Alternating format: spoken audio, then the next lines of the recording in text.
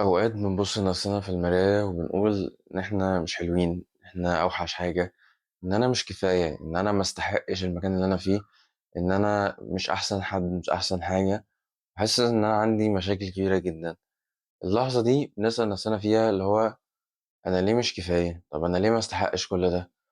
ومن هنا دي نقاش النهاردة في حلقة جديدة من دفتر العرب.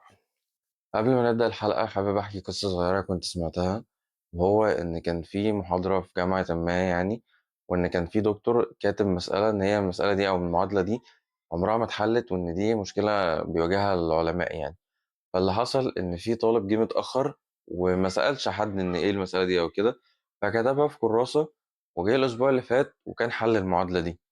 الدكتور انصدم، اللي هو أنت إزاي حليت معادلة محدش عرف يحلها في العلماء لحد دلوقتي اللي هو كان فيه؟ من هنا استنتج فكرة حاجة بسيطة جدا، إن إحنا اللي بنحط لنفسنا القيود، إحنا اللي بنشبك نفسنا إن هو أنا مش هقدر أعمل كده، أنا مش كفاية، أنا مستحقش، أنا عمري ما هوصل لده، أنا مش أحسن من الناس دي. بنحط لنفسنا 100 مبرر إن إحنا ما نوصلش، مع إن الفكرة إن أنت لو اتحركت خطوة واحدة ورميت نفسك وزقيت نفسك في الحتة دي، أنت ممكن تبدع فيها من غير ما تعرف، ممكن توصل لحاجات محدش غيرك وصلها. بس الفكرة إن أنت كلها خايف متشتت من كلام الناس، حاسس إن أنت غير كافي أو غير مسؤول بالمرة إن أنت توصل في النقطة دي أو إن أنت تتعامل في الموقف ده. وهنا هي دي الفكرة، مين اللي قالك إن أنت مش كفاية؟ مين اللي حسسك إن أنت ما تستحقش المكان اللي فيه؟ لازم تفكر ولازم تعرف إيه السبب اللي وداك النقطة دي، ومنها هتبدأ تفهم نفسك، تفهم أنت ليه حاسس إن أنت مش كفاية، ليه حاسس إن أنت مش كويس، ليه حاسس إن أنت جسمك وحش، ليه حاسس إن أنت مش مبسوط. في ناس بترجع الحاجات دي بسبب كلام الناس اللي حواليها، إن هو أنت مش حلو، أنت شكلك وحش، أنت عمرك ما هتبقى كويس، أنت عمرك ما هتنجح. أنت ليه عمرك ما هتنجح؟ مين اللي قال لك إن أنت عمرك ما هتنجح؟ أنت كبني آدم مسؤول 100% عن خطواتك وعن نجاحك وعن فشلك.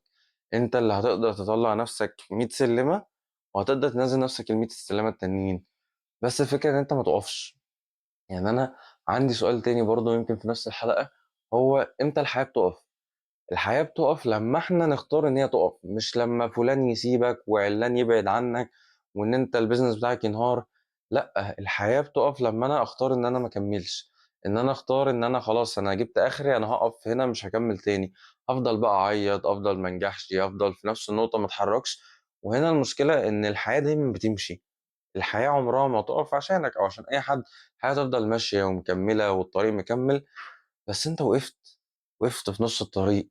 هتشوف اللي حواليك كلهم عدوا، سواء صحابك، ناس في الشغل، اي مهما كان اللي حواليك، هتشوفهم كلهم عدوا وانت واقف تتفرج عليهم، واقف زعلان، واقف مش مبسوط، واقف حاسس ان انت في نهاية. بس هي دي مش حاجة، مش النهاية.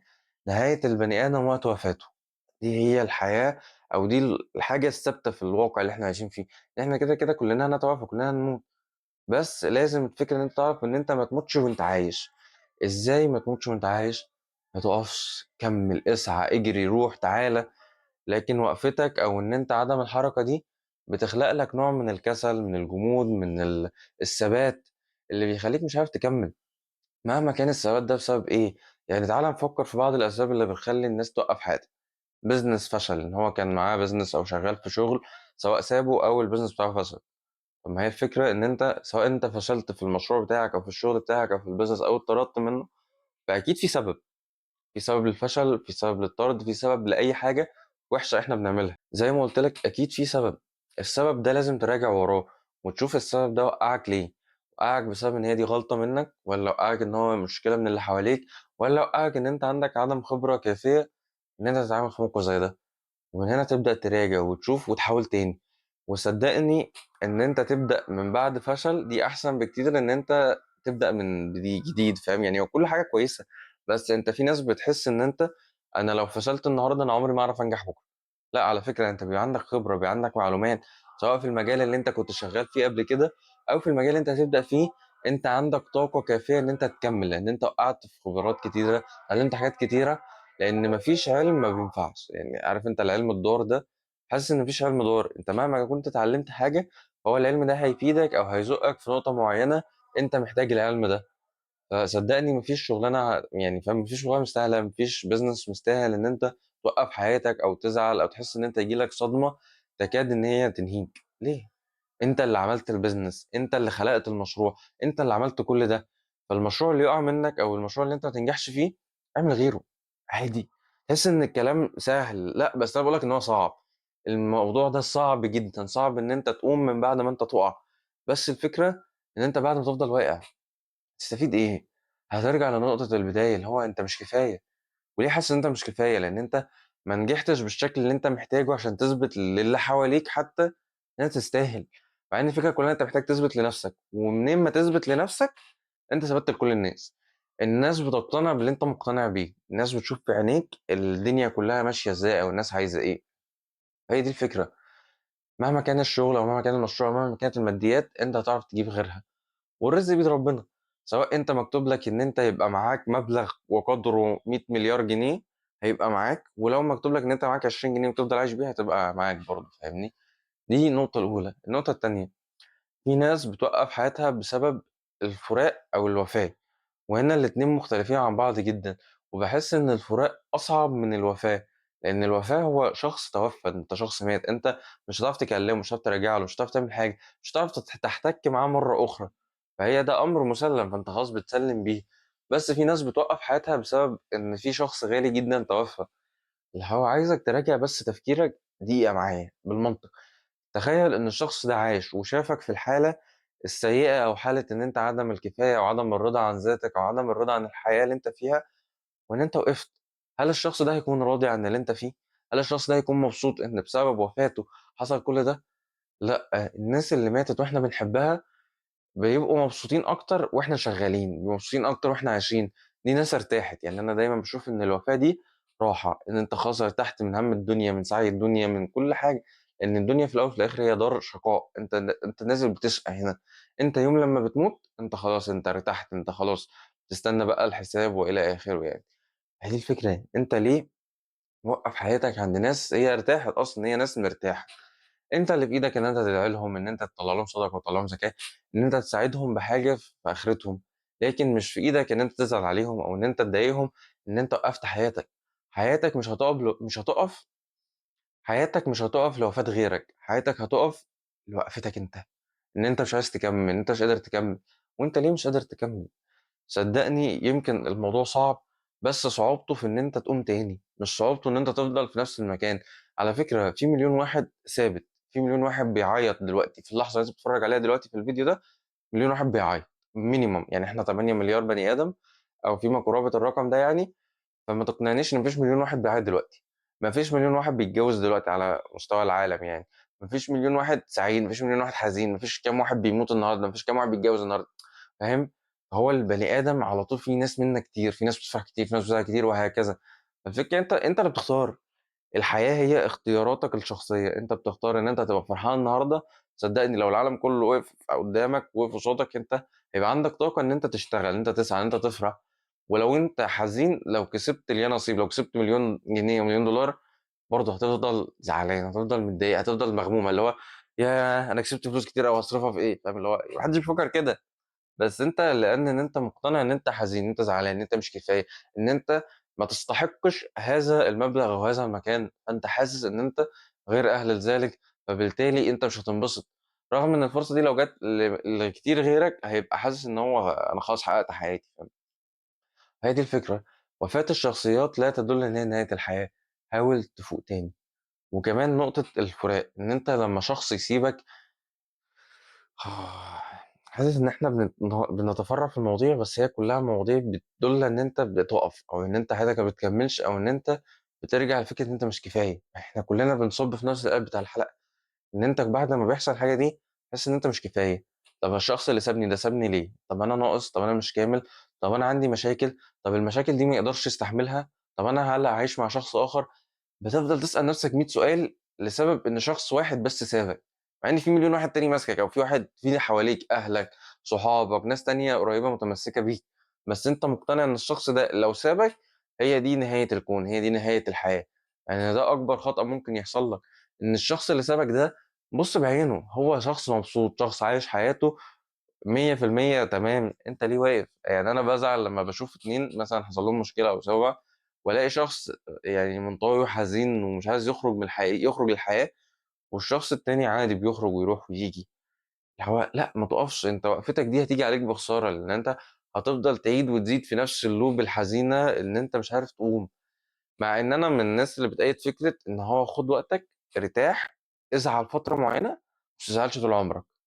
هازعل 3 أيام، بس أحُط لنفسي 3 أيام أو موقف أو فترة صغيّرة في حياتي ما تحسّسنيش إن أنا نهيت حياتي أو أفنيت حياتي في الزعل، لإن صدّقني الزعل بيضيّع منّك عُمرك، والحاجة الوحيدة اللي أنت عُمرك ما هتعرف تشتريها بفلوس هي وقتك، هي يومك اللي أنت بتضيّعه النهارده، هي الساعة اللي أنت قُلت أنا مش نازل فيها عشان أنا مش ما استحقش المكان ده أو مش كفاية أو إن أنا مش أحسن حد أو شكلي وِحِش.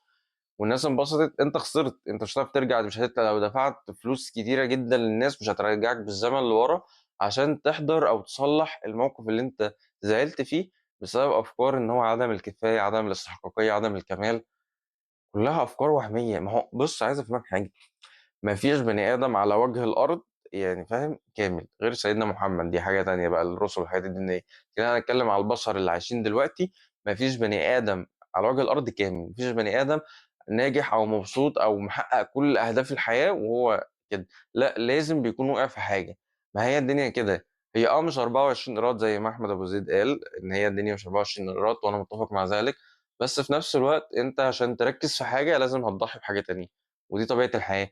أنت لو هتركّز في شغلك وفي حياتك المهنية، فأنت هتضحّي بجزء من العيلة، إن أنت مش هتعرف تبقى معاهم طول الوقت، مش هتفضل تبقى موجود، مش هتعرف تدّيهم وقتهم وحقّهم.